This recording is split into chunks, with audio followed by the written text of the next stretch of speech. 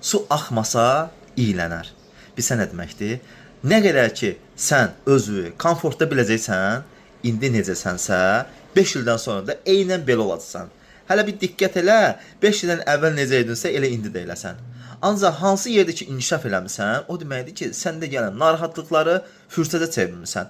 Fürsətə çevirmisən ki, ondan istifadə eləmisən, gözəl surətdə və irəli getmisən.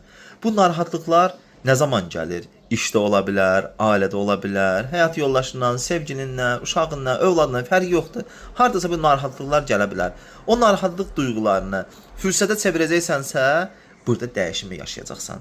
Yox, fürsətə çevirməyəcəksənsə, afuldayıb ufuldayacaqsan, elə gilə-güzar eləyəcəksən, onda sən elə axar sudan heç bir fərqin yoxdur.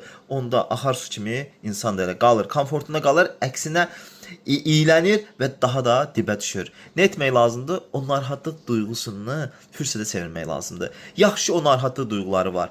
Təsəvvür elə ki, işindən çıxmısan, narahatlıq duyğusu var ki, yeni iş axtarırsan. O duyğu olmasa insan necə olar? Sadəcə burada depressiyaya düşmək yox. Burada o fürsətdən daha gözəl istifadə edib daha irəli getmək lazımdır. Narahatlıq duyğusu gələndə bir özünə şükür elə, o duyğuya şükür elə. O duyğun bir yerini tapa bilərsən. Bəzən o duyğu bədənin hər hansı bir yerində olur. Bədən insanla o duyğularla danışır. Onlar detektorlardır. Səni bir göstərəndə, işarə göstərəndilər, sənə siqnal verənlərdilər.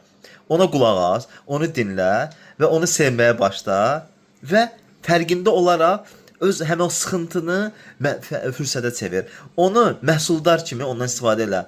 Və bu da Allahın əslində bir nemətidir. Təsəvvür elə ki, sıxıntıda işdən çıxmısan və yaxud başına elə bir hadisə gəlib, amma heç bir duyğusu yoxdur. Təbii ki, bu halda olan insan necə olacaq? Bu halda olan insan dəyərləndirə bilməyəcək və daha da dibə düşə bilər. Ona görə, sevgili dostum, sıxıntı gözəl duyğudur. Sadəcə onu sıxıntı kimi yox, sən ona, sənə fürsət gətirən, səni irəli aparan, səni içdən motiva edən bir duyğu kimi də adını dəyişə bilərsən. Uğurlar olsun sənə.